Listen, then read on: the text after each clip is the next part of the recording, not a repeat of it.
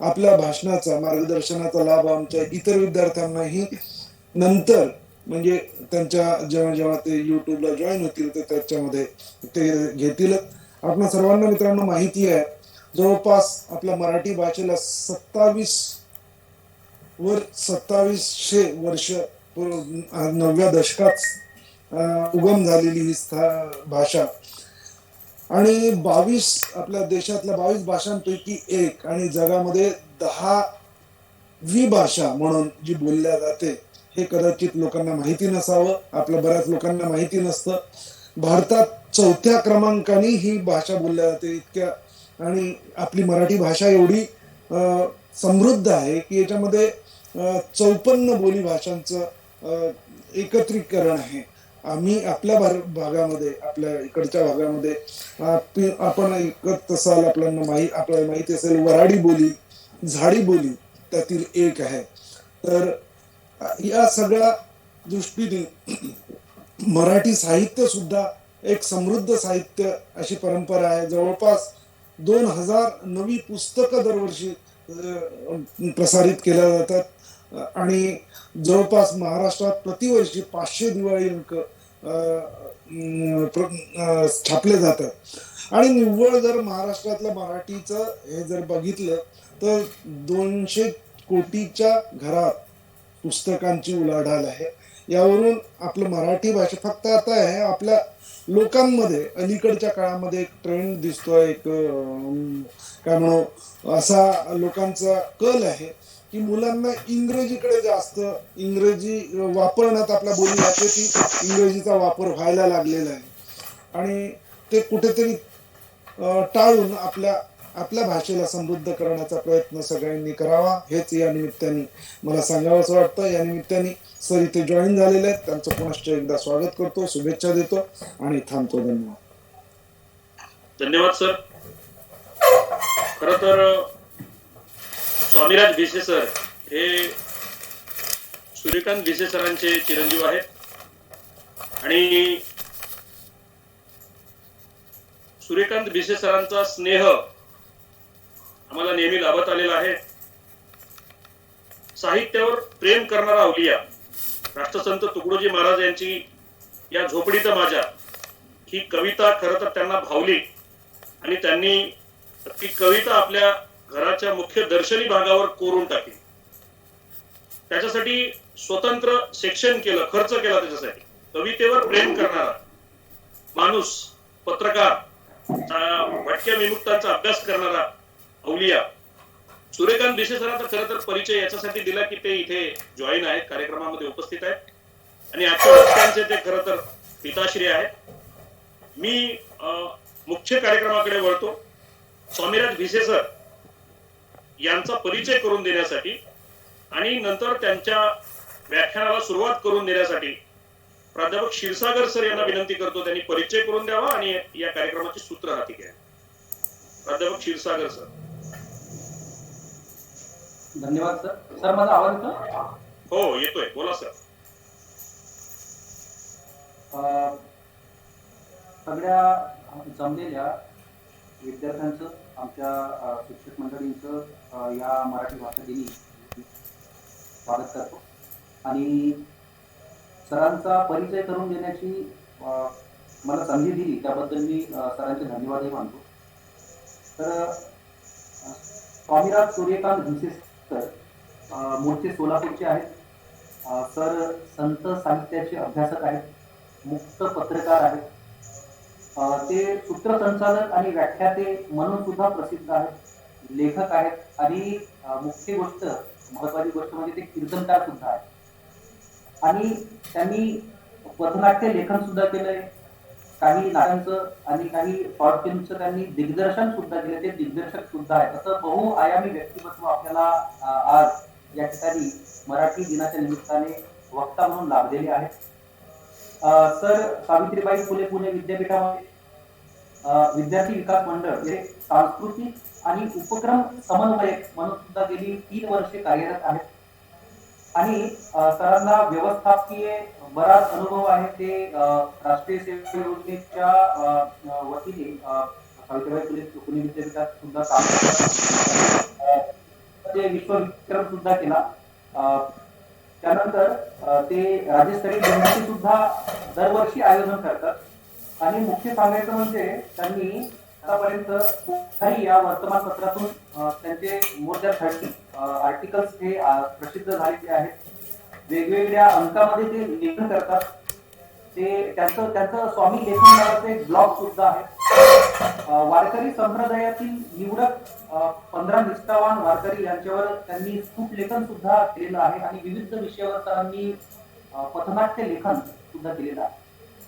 एक महत्वाची गोष्ट इथं सांगावीशी वाटते की 2017 मध्ये संत निवृत्तीनाथ महाराजांची जी पालखी निघाली त्या पालखीच्या सोहळ्याचं त्यांनी सलग 35 दिवस रिपोर्टिंग केलं. ही खूप मोठी गोष्ट आहे. त्यानंतर पुन्हा सांगायचं झालं तर त्यांनी विविध क्षेत्रामध्ये त्यांनी त्यांच्या विविध मध्ये त्यांचं आयोजन झालंय. मूळ मुख्य म्हणजे सोलापूर विद्यापीठ असो, पंजाबराव कृषी विद्यापीठ असो, त्यानंतर अहिल्याबाई होळकर सोलापूर विद्यापीठ असो किंवा सकाळतर्फे आयोजित इन संवाद नावाचे जे विशेष कार्यक्रम आहेत ते असो किंवा शारदा कलामंच बारामतीचे कार्यक्रम असो, असं विविध ठिकाणी त्यांनी चौफेर व्याख्यान केलेलं आहे. वेगवेगळ्या विषयावर त्यांनी व्याख्यान दिलेलं आहे. असं बहुआयामी व्यक्तिमत्व आपल्याला लाभलेलं आहे. मुख्य सांगायचं झालं तर सरांना काही निवडक जे पुरस्कार मिळाले त्यापैकी पुरस्कार सांगतोय. त्यांना महाराष्ट्रातील अनेक वक्तृत्व आणि वादविवाद स्पर्धेमध्ये ते सहभागी झालेले आहेत आणि विजेते पद सुद्धा त्यांनी गौरव प्राप्त केलेला आहे. नेहरू युवा केंद्राचा जिल्हास्तरीय युवा गौरव पुरस्कार सुद्धा सरांना लाभलेला आहे.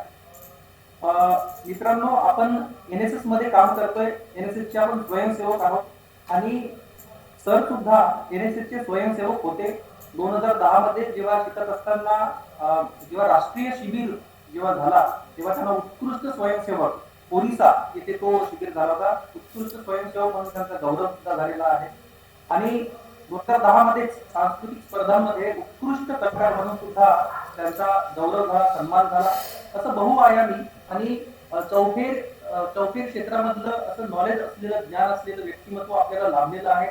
आणि सरांचं मी आपल्या महाविद्यालयातर्फे स्वागत करतो आणि सरांना विनंती करतो की त्यांनी त्यांच्या व्याख्यानाला सुरुवात करावी. सर. धन्यवाद सर. खर तर मराठी भाषा वाटचाल, सद्यस्थिती आणि भवितव्य या विषयावर बोलण्यासाठी आज स्वामीनाथ भिसे सर आपल्याकडे उपस्थित झालेले आहेत.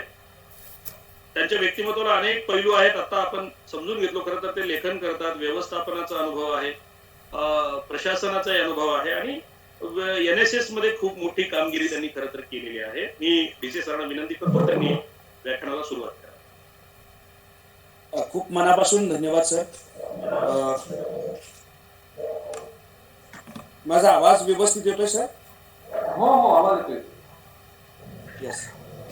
श्री ज्ञानेश महाविद्यालय नवरगाव, जिल्हा चंद्रपूर आणि गोंडवाना विद्यापीठातलं हे एक अतिशय महत्त्वाचं महाविद्यालय आणि या महाविद्यालयाच्या वतीनं आयोजित केलेल्या मराठी भाषा गौरव दिनानिमित्ताचं याचं हे व्याख्यान आणि मराठी भाषेची वाटचाल, मराठी भाषेची सद्यस्थिती या संदर्भानं काही एक बोलण्याचा प्रयत्न मी आज आपणासमोर करणार आहे.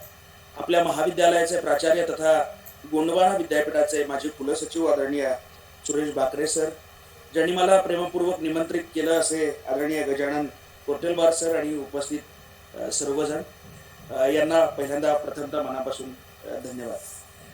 खरं तर मराठी भाषा संवर्धनाच्या संदर्भानं एक विविध उपक्रम आज महाराष्ट्रभर सुरू आहेत. पुढे 15 दिवस हे उपक्रम सुरू राहणार आहेत.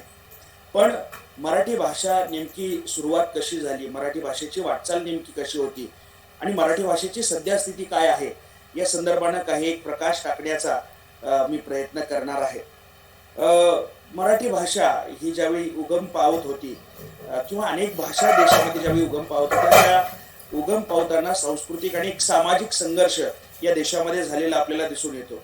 म्हणजे आर्य आणि अनार्य या दोघांमध्ये जो काही सांस्कृतिक संघर्ष झाला त्यामधून अनेक भाषा या निर्मिल्या झाल्या, अनेक भाषांची निर्मिती झालेली आपल्याला दिसून येते. त्यामध्येच आपली ही मराठी भाषा सुद्धा तशाच सांस्कृतिक आणि सामाजिक संघर्षातून निर्माण झालेली आपल्याला दिसून येते.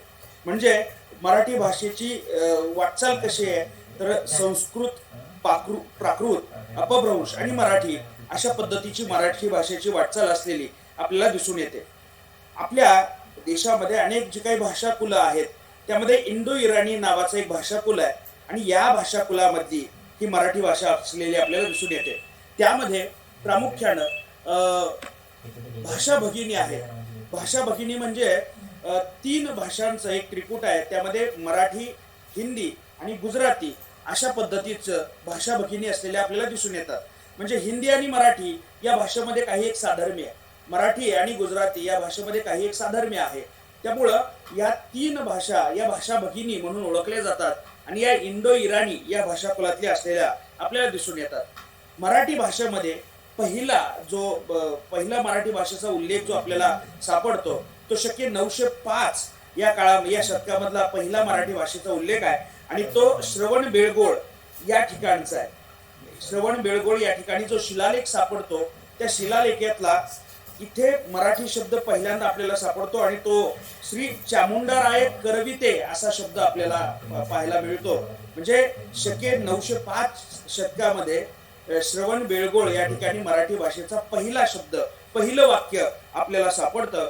आणि मग त्यानंतर शके 1110 मध्ये मुकुंदराजांनी जो विवेक सिंधू नावाचा ग्रंथ लिहिला हा मराठी भाषेचा पहिला ग्रंथ असलेला आपल्याला दिसून येतो. आणि मग मराठी भाषामध्ये वेगवेगळ्या पद्धतीची साहित्य निर्मिती झालेली आपल्याला दिसून येते. आता जो महत्वपूर्ण मुद्दा आहे तोही आपण लक्षात घेतला पाहिजे की विवेक सिंधू नावाच्या ग्रंथाची निर्मिती झाली आणि अनेकाविध पद्धतीचे शब्द आपल्याला या विवेक सिंधू ग्रंथामध्ये सापडतात. त्यानंतर झालेल्या अनेकाविध साहित्य निर्मितीमध्ये सापडतात. म्हणजे मराठी भाषा ही केवळ आणि केवळ प्युअर भाषा म्हणून कधी उदयाला आली असं सांगता येत नाही. त्याचं कारण असं आहे की अनेकाविध भाषांचा प्रभाव मराठी भाषेवरती असलेला आपल्याला दिसून येतो. म्हणजे त्या काळात मुघल काळामध्ये जी बोलली जाणारी भाषा आहे त्याचे काहीसे पडसाद आपल्याला मराठी भाषांच्या ग्रंथांमध्ये अभ्यासायला मिळतात. त्याच्या काही एक शब्द आपल्याला मराठी भाषेमध्ये सापडतात. त्यामुळं प्युअर अशी मराठी भाषा नेमकी कोणती असं आपल्याला सांगता येत नाही. आजही टेबल हा शब्द आपण सहजरित्या वापरतो. म्हणजे अनेकांना असं वाटतं की टेबल हा आपल्याच भाषेतला शब्द आहे की काय, तो इतक्या सहजगत्या आज आपण मराठी भाषेमध्ये उच्चारताना दिसून येतो. पण मग टेबल ऐवजी मराठी भाषेमध्ये कोणता शब्द वापरला जातो किंवा कोणता शब्द वापरला जायचा की जो आज निस्तनाभूत झालाय, जो आज संपलाय, याचा काही एक अभ्यास आजच्या काळामध्ये सुद्धा होणं अपेक्षित आहे.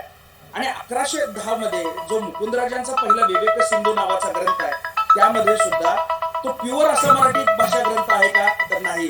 त्यामध्ये सुद्धा अनेकाविध पद्धतीचे परकीय शब्द, परकीय भाषांचे शब्द आपल्याला सापडतात. पण आपण एक महत्वपूर्ण गोष्ट या ठिकाणी लक्षात घेतली पाहिजे की मराठी भाषेमध्ये अनेकाविध साहित्याची निर्मिती व्हायला लागली.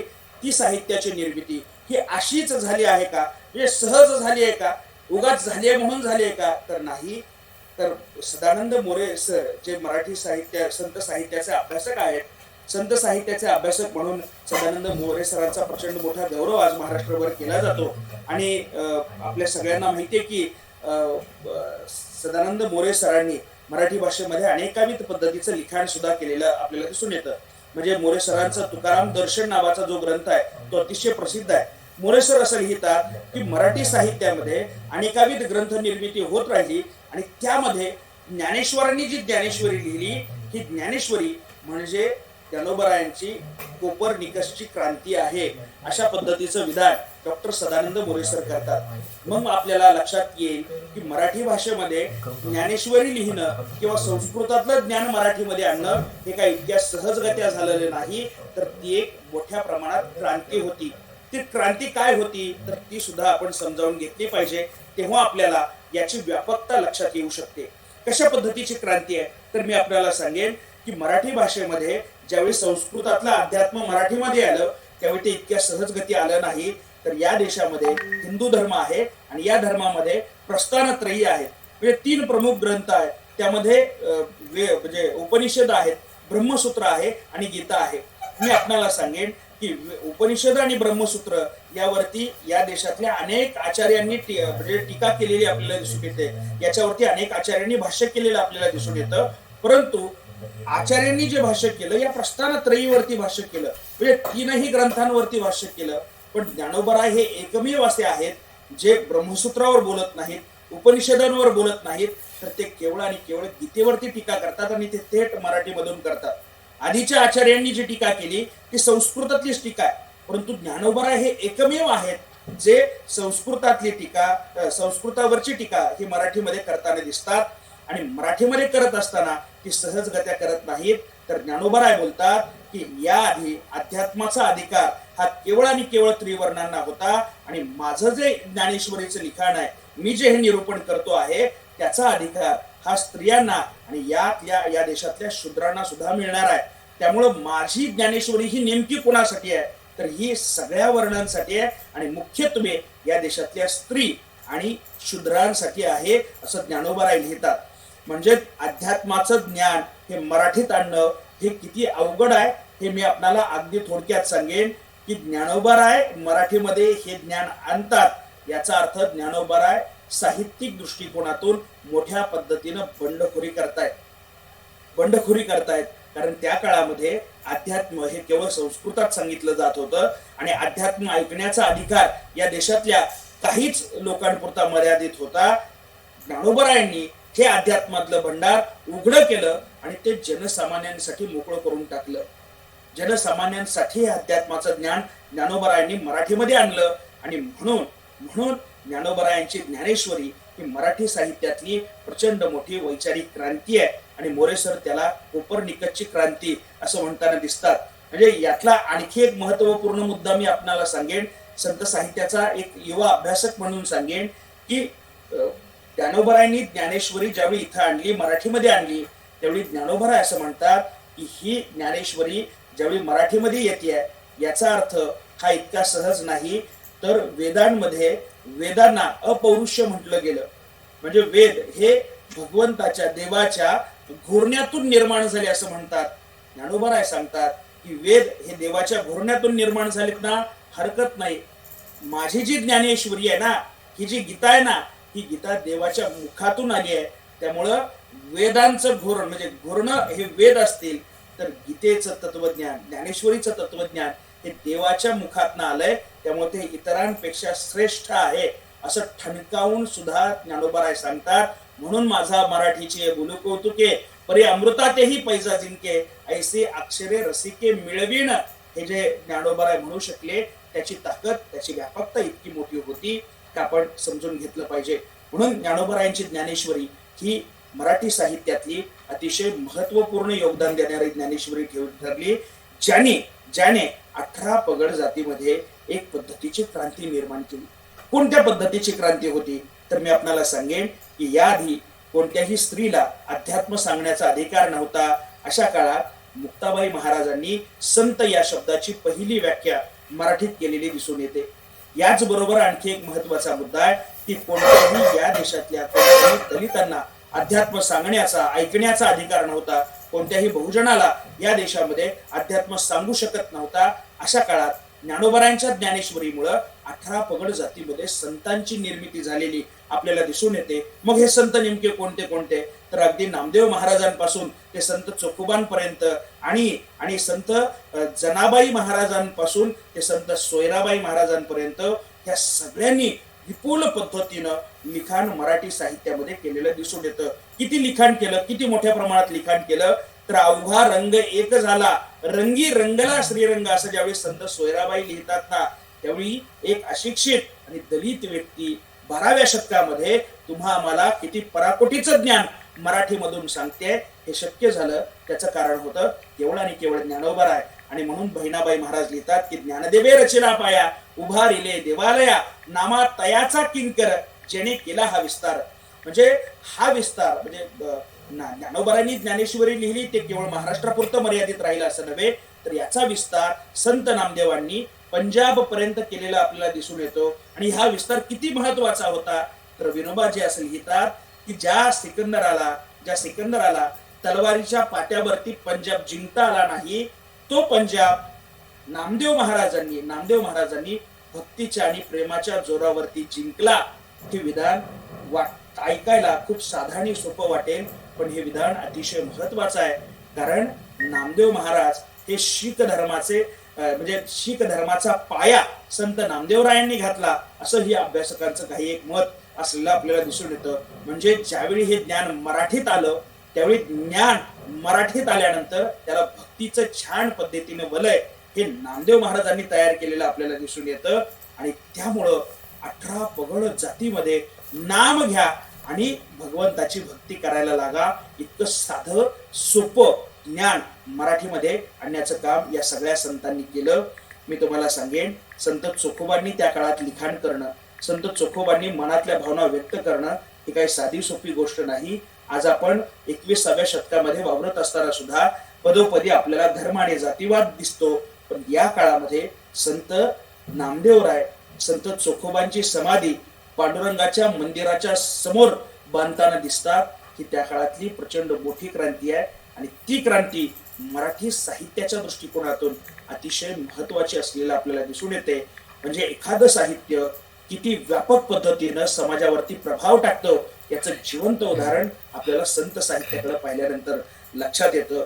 आणि मग हा त्रास म्हणजे तुम्ही म्हणाल की मग या देश म्हणजे हे संत साहित्य निर्माण होत असताना त्रास देणारी माणसं नव्हती का आजूबाजूला? तर त्रास देणारी माणसं ही पदोपदी होती, परंतु या सगळ्यांना बाजूला टाकत संतांनी प्रचंड मोठ्या प्रमाणात बंड केलेलं आपल्याला दिसून येतं. मग हे बंड मुंज नाकारत सुद्धा करणं, म्हणजे आज मुंज करणं म्हणजे काय, तर असं म्हटलं जातं की ज्याला ज्ञान घ्यायचं आहे तर ज्ञान घेण्याचा अधिकार हा मुंज केल्यानंतर येतो. म्हणजे मुंज केल्यानंतरच ज्ञान तुम्ही घेऊ शकता. ज्ञानोबाराय, सोपान काका, निवृत्ती दादा या सगळ्यांनी मुंज करण्याचं नाकारलं आणि अध्यात्माचं प्रचंड ज्ञान जगापर्यंत पोहोचवण्याचं काम केलं. म्हणजे ही बंडखोरी आहे.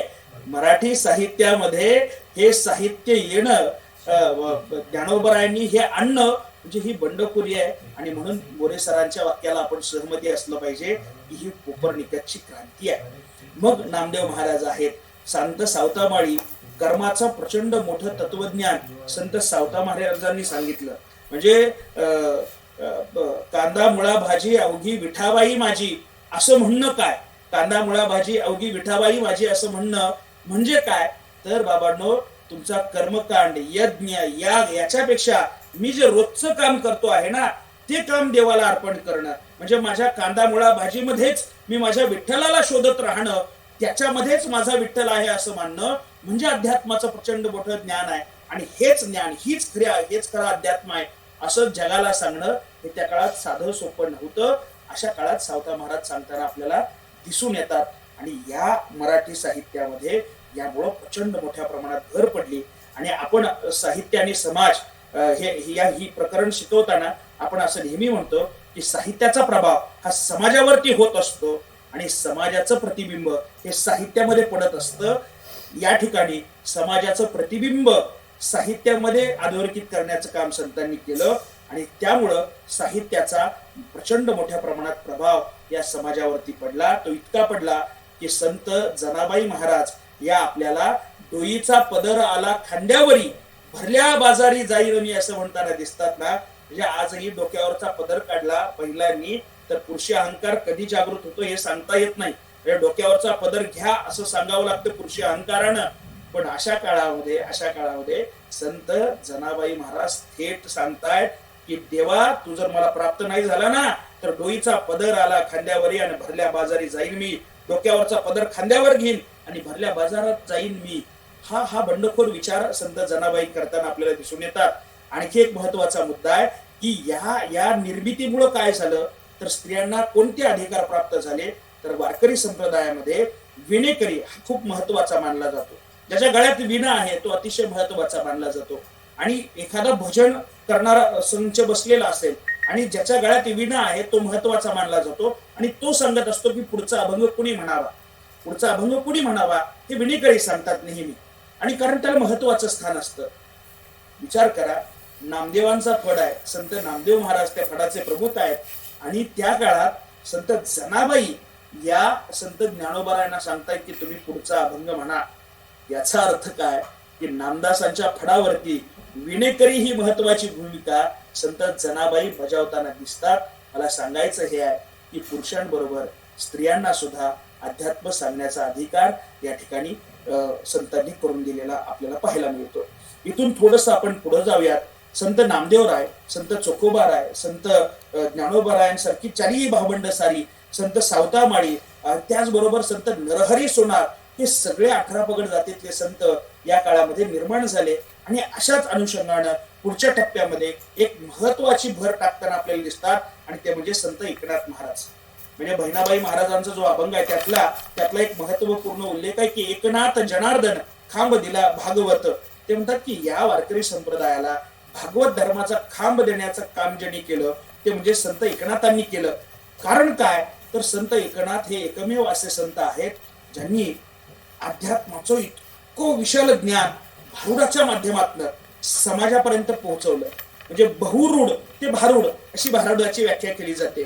त्या काळातल्या या भटक्या विमुक्तांच्या संदर्भानं ज्या ज्या म्हणून कला होत्या त्या सगळ्या कला त्यांनी अध्यात्मामध्ये भारुडाच्या रूपाने आणल्या. म्हणजे रोडगा वाहीन तुला भवानी आहे सत्वर पावगे मला भवानी आहे रोडगा वाहीन तुला, हे जे संतांची भारुडांची निर्मिती आहे ना ही म्हणजे हे जसं गोंधळाचं एक रूपक आहे तशा वेगवेगळ्या रूपकांच्या माध्यमातून संतांनी भारुडांच्या रचना केलेल्या आपल्याला दिसून येतात. म्हणजे सेना न्हावी महाराज सांगतात की वारीक वारीक करू हजामत बारीक. म्हणजे न्हावी समाजातलं हजामत करणं हे जे रूपक आहे ते त्यांनी अध्यात्माच्या माध्यमातून सांगायला सुरुवात केली. काम क्रोध नखे काढू, काम आणि क्रोधाचे नखे काढू, बगला आणि कशाच्या काढू तर अहंकाराच्या बगला झाडू. अशा पद्धतीनं संत सेना न्हावी महाराज जे सांगतायत तशाच पद्धतीनं भारुडांच्या माध्यमातून संत एकनाथ महाराजांची मांडणी ही सुद्धा अतिशय महत्वाची आहे. आणि एकनाथ महाराज हे सांगत असताना अगदी ठणकावून सांगतायत संस्कृत देवे केली मग प्राकृत काय चोरापासूनही आली. अरे संस्कृत देवानं केली असेल मान्य आहे आम्हाला, मग प्राकृत काय चोरापासून आली की काय. नाथ महाराजांनी हे त्या काळात म्हणणं हे काय साधी सोपी गोष्ट नव्हती. आज आपण 21व्या शतकात आहोत. आपण समतापूर्वक विचार मांडायला लागलो तर आम्हाला कधी मारलं जाईल सांगता येत नाही, कोणत्या गोळीचा आम्ही शिकार होऊ सांगता येत नाही. त्या काळात नाथ महाराज सांगतायत अरे प्राकृत काय चोरापासून आली की काय, प्राकृत ही आमची भाषा आहे आणि आम्ही त्याचं ज्ञान सांगणार. आणि हे हे हे हे हे किती छान आहे, किती सुंदर मांडणी आहे ही. आणि म्हणून त्या काळामध्ये काशीच्या विद्यापीठानं काशीच्या खंडपीठानं ज्यावेळी नाथ महाराजांना त्या काळात पुरस्कार दिला आणि हत्तीवरून मिरवणूक काढली, अशा काळात नाथ महाराज घरी येतात, तो पुरस्कार कुठेतरी ठेवून देतात, पायात घुंगरू बांधतात आणि दलित वस्ती बहुजनांच्या वस्तींमध्ये जाऊन भारुड करायला लागतात. एखादं करुणामय आयुष्य काय असू शकतं आणि एखाद्याचा त्याग काय असू शकतो नाथ महाराजांकडे पाहिल्यानंतर आपल्याला दिसून येतं. आणि मग पुढचा टप्पा आहे जो तुकोबारायांचा आहे, जे वारकरी संप्रदायाच्या कळस्थानी आरूढ आहेत ते तुकोबाराय जे सांगतात की वेदांचा तो अर्थ आम्हासीचा ठावा इतरांनी व्हावा भार माता, किंवा पाहिजे तरी देऊ कासेची लंगोटी नाठाळांच्या माती हाणू काठी. अशा पद्धतीच्या अनेकाविध रचना तुकोबाराय करताना दिसत आहेत. तुकोबाराय सांगतात म्हणजे ज्या काळामध्ये म्हणजे मी आपल्याला सांगेन की शैव आणि वैष्णव हा वाद या देशामध्ये प्रचंड मोठ्या प्रमाणात होता. म्हणजे आम्ही धर्मवादाच्या गोष्टी करतो, इथं धर्मामध्येच सांप्रदायिक वाद तयार झाले होते. शैव आणि वैष्णवांमधला वाद हा प्रचंड गाजलेला वाद होता. किती वाद होता तर मी तुम्हाला सांगेन की शिव जो महादेवाला मानणारा वर्ग होता त्यांनी कधीच विष्णूचं नाव घ्यायचं नाही, आणि जो विष्णूला मानणारा वर्ग होता त्यांनी कधीच महादेवाचं नाव घ्यायचं नाही. जर समजा घर सारवायचं असेल, जमीन सारवायची असेल आणि जर घर शैवांचं असेल तर ती जमीन ते घर कधीच उभं सारवलं जात नव्हतं, ते आडवं सारवलं जायचं. आणि जर वैष्णवांना मानणारं घर असेल ते घर ते कधीच आडवं सारवलं जात नव्हतं, ते उभं सारवलं जायचं. समजा वैष्णवांच्या घरातला कपडा फाटला तर शिव म्हटलं जात नव्हतं, कारण शिव म्हटलं तर महादेवाचं नाव येईल, मग काय टाका घाल म्हटलं जायचं. आणि अशा काळामध्ये लाखो माणसं कापली गेली होती शैव आणि वैष्णववादावरनं. अशा काळात संत तुकारामांची रचना आहे की हरी हरा भेद नाही नका करू वाद. अरे कुठं वाद करत बसता, हे सगळे एकाच अंगाचे आहेत. हे रचना तुकाराम महाराज करताना दिसतात. आजही आम्ही हिंदू आणि मुस्लिम असा भेद करताना दिसतो, पण पण तुकाराम महाराजांच्या 3,500 अभंग चालल्यानंतर धर्म हा शब्द एकाच ठिकाणी, हिंदू हा शब्द एकाच ठिकाणी आहे. आणि तो कोणत्या अर्थानं हिंदू हा शब्द, तर ज्यात रसे मुझे कछु नाही प्यार, हिंदू हो या चांभार. तुम्ही कोणत्याही जातीचे असा, आम्हाला त्याच्याशी देणं घेणं नाही, कारण आम्ही भावाचे भुकले आहोत. हा विचार तुकाराम महाराज मांडताना दिसतात. आणि तुकोबरायांचा प्रभाव त्यामुळं या देशातल्या संत पंत आणि त्याचबरोबर अनेक मराठी साहित्यिकांवर राहिला. म्हणून बाबूराव बागुलांना ज्यावेळी बंड करायचं असतं ना, त्यावेळी बाबूराव बागुल लिहितात की मला एकतर बंदूक तरी द्या, नाहीतर तुक्याची विणा तरी द्या. गावोगावी जाईन म्हणतो, तुक्याच्या विणेवरती क्रांतीचे गीत गाईन म्हणतो. हे म्हणण्याची ताकद बाबूराव बागुलांची काय, कारण त्यांना माहिती आहे तुकोबा कसा आहे ते. वा वा वा. हा प्रभाव मराठी साहित्यावरती संत साहित्याचा राहिला. आणि त्यामुळं मराठी भाषा प्रगल्भ होत गेली. मी तुम्हाला सांगेन, शिवाजी महाराजांच्या काळामध्ये, छत्रपती शिवाजी महाराजांच्या काळामध्ये राज्यकारभारामध्ये 64% मराठी भाषेचा वापर झाला. आणि त्यासाठी आपण महाराजांचे उपकार मानलेच पाहिजेत. 64% पहिल्यांदा इतक्या मोठ्या प्रमाणात राज्यकारभारामध्ये मराठी भाषा वापरलेली आपल्याला दिसून येते. आणि मग तो प्रभाव पुढे पुनाजी बाळासारखा शाहीर आहे, तो अनेकाविध शाहिरांच्या शाहिरी रचताना आपल्याला दिसतो. अनेक पद्धतीचे आपल्याला नंतर शाहिरी तयार झालेली दिसतात.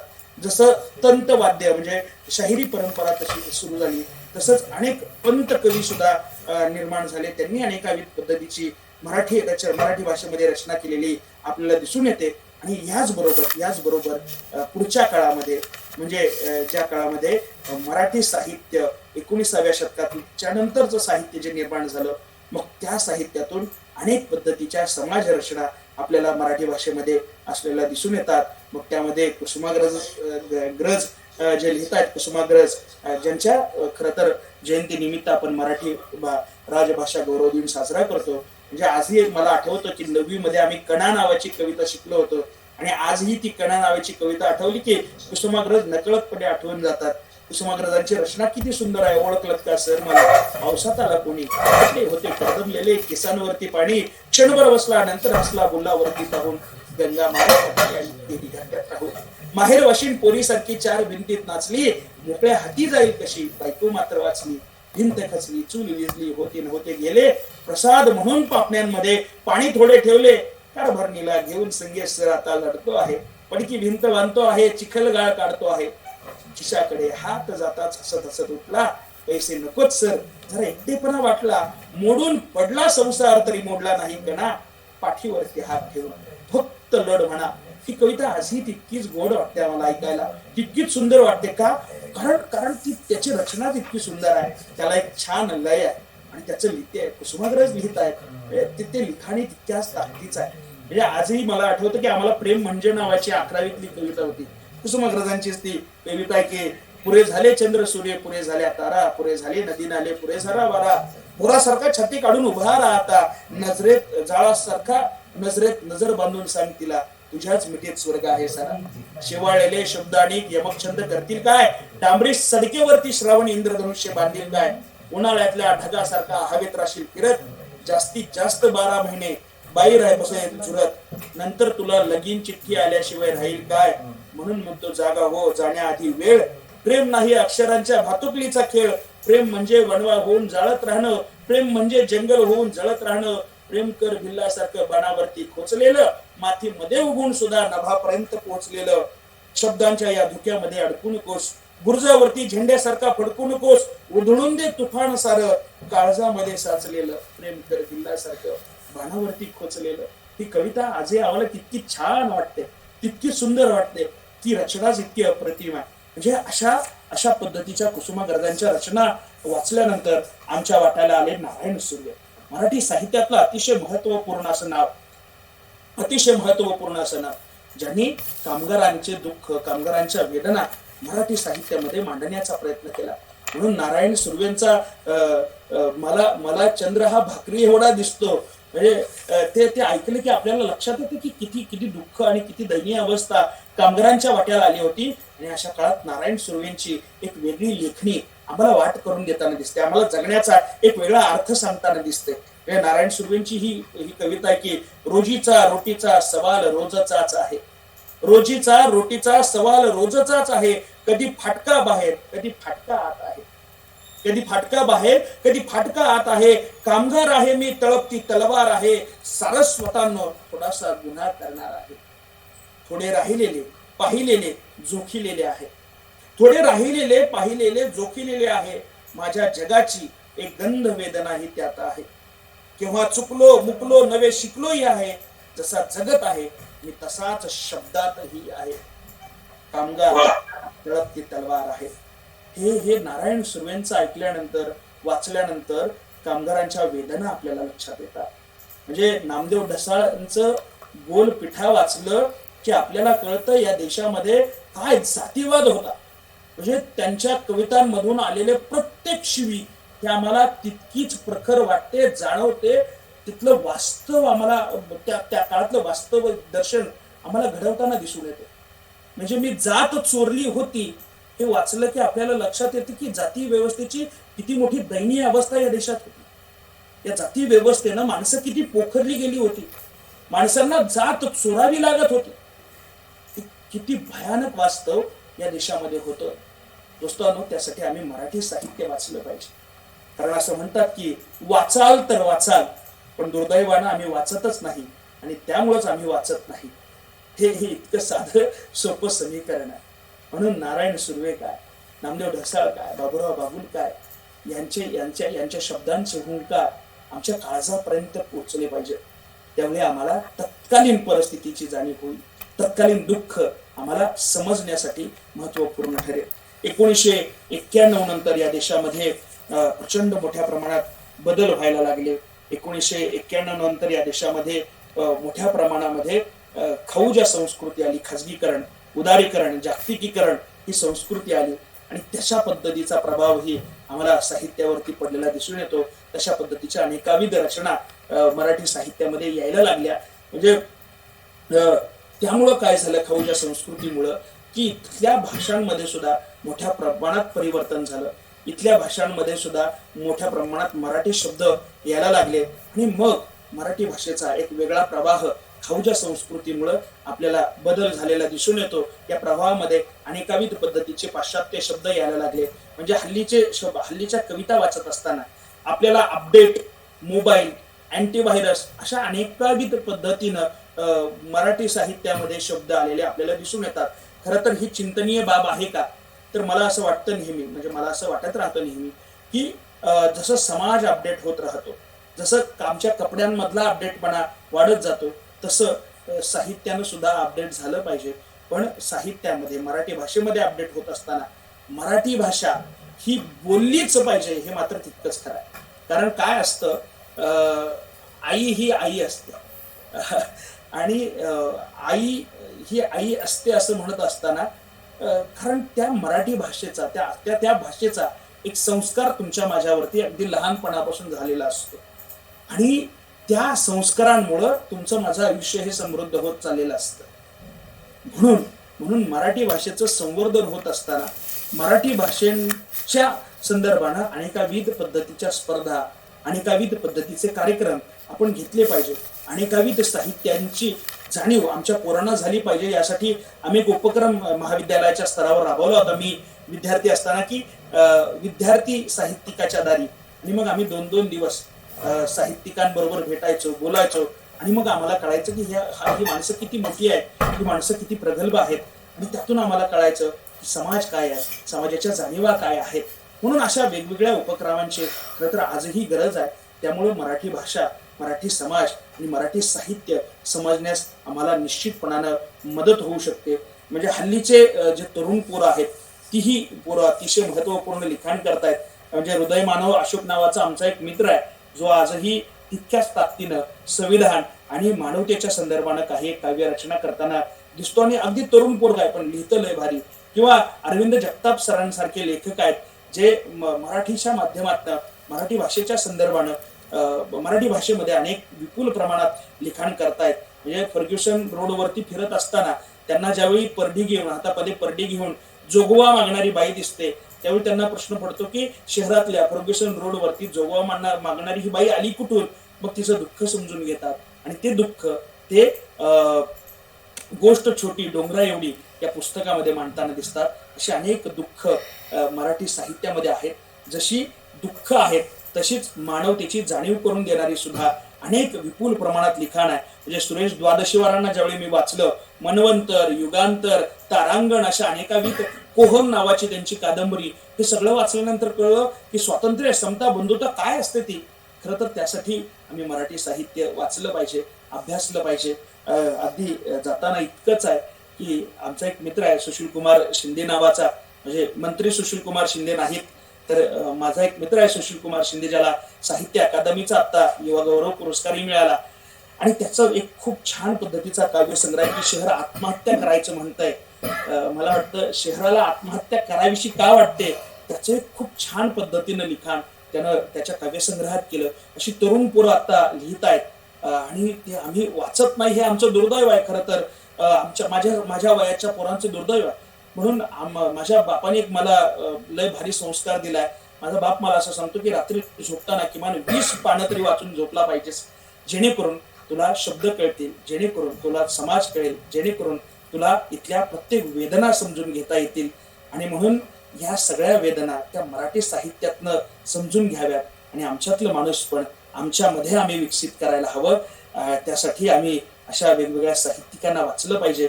हीच एक इच्छा आपणासमोर व्यक्त करतो. 11:15 वाजले, आमचा 11 वाजता विद्यापीठाचा कार्यक्रम आहे. आपण सर्वांनी मला आमंत्रित केलं, या ज्ञानेश महाविद्यालयाने मला आमंत्रित केलं, बोलण्याची संधी दिली, त्याबद्दल आदरणीय महाविद्यालयाचे प्राचार्य बाकरे सर, आदरणीय गजानन कोर्तवार सर, ज्यांनी माझा परिचय करून दिला, असे आदरणीय क्षीरसागर सर, या सर्वांचं मनापासून आभार व्यक्त करतो आणि थांबतो. धन्यवाद सर, खूप खूप धन्यवाद. अतिशय कमी वेळामध्ये आपण फारच मौलिक असं व्याख्यान दिलेलं आहात. संत साहित्य हा जरी आपल्या आस्थेचा विषय असला तरी आपली खाजगीकरण उदारीकरणापर्यंत तुम्ही आलेला आहात. श्रवण बेळगोळेच्या शिलालेखातील चामुंडराजे करविले गंगाराजे सुत्तरिले या वाक्यापासून सुरुवात केल्यानंतर अगदी 12व्या-13व्या शतकामध्ये जी आध्यात्मिक लोकशाही वारकरी संप्रदायाने सुरू केली, तिथून आपलं खळाळतं असं हे व्याख्यान अगदी धडधडत होतं आणि अतिशय प्रवाही स्वरूपातलं संदर्भ मूल्य असणारं आपलं व्याख्यान ऐकून आम्ही खरोखर मंत्रमुग्ध झालो. खरं तर तुम्ही सर एखाद्या वेळेस ऑफलाईन कार्यक्रम करण्यासाठी महाविद्यालयात यावं, इकडे जंगल भ्रमंती करावी, आमच्या महाविद्यालयात भेट द्यावी, विशेष सरांना घेऊन यावं. म्हणजे तुमचे वडील खरं तर आमचे स्नेही आहे आणि तुम्ही अगदी कमी वयामध्ये साहित्याचं एवढं सुंदर आकलन आणि सांस्कृतिक दृष्टीनं तुमची जी जाणीव आहे, भान आहे, हे व्यक्त केला. मी कार्यक्रमाचा उपचार म्हणून भाऊराव बाळबुद्धे सर, आमचे भौतिकशास्त्र विभागातले प्राध्यापक आहेत, त्यांना विनंती करतो त्यांनी थोडस या कार्यक्रमाचा आभार व्यक्त करा. बाळबुद्धे सर. धन्यवाद सर. आवाज येतोय? हो सर. ओके. धन्यवाद कोतवाल सर. या कार्यक्रमानिमित्त कुणाला सरांसोबत हितगुज करायचं असेल, काही प्रश्न विचारायचे असतील तर प्रश्न विचारू शकता.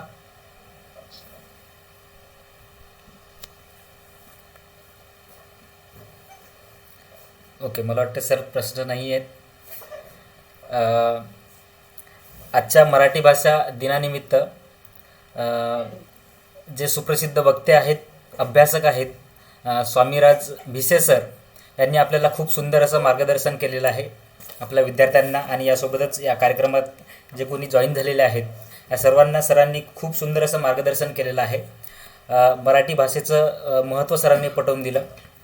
खरं तर कुसुमाग्रजाच्या 2 ओळी आहेत की भाषा मरता देशही मरतो, संस्कृतीचाही दिवा विजय, गुलाम भाषिक होऊनी आपल्या प्रगतीचे शिर कापू नका. ह्या ज्या 2 कुसुमाग्रजांच्या ओळी आहेत ह्या आपल्याला काहीतरी सांगतात असं मला वाटतं. सरांनी सुरुवातीपासूनच विशिष्ट काळानुरूप कशाप्रकारे मराठीचं साहित्य वेगवेगळ्या संतांनी, भारुडांनी आणि साहित्यिकांनी कशाप्रकारे दिलं हे सर्व सरांनी विशिष्ट काळानुरूप आपल्याला सांगितलं आणि मार्गदर्शन केलं.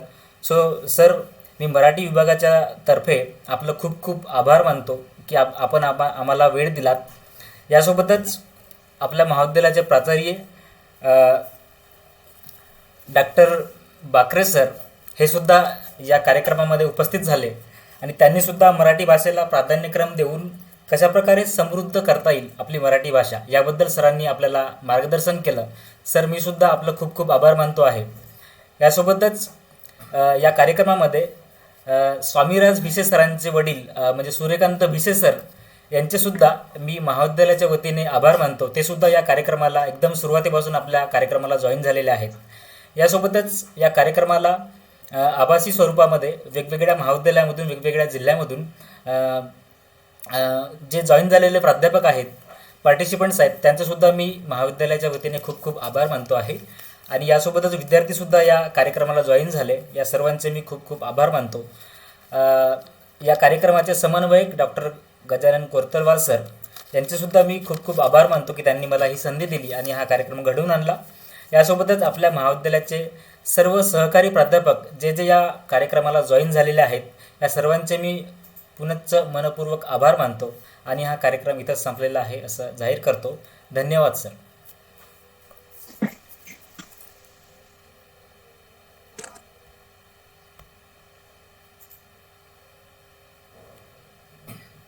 खूप खूप धन्यवाद सर. कार्यक्रम इथे संपला असं जाहीर करतो. सर्वजण सहभागी झालेत. मराठी विभागाच्या वतीने एकदा पुनश्च त्यांचे आभार मानतो. धन्यवाद.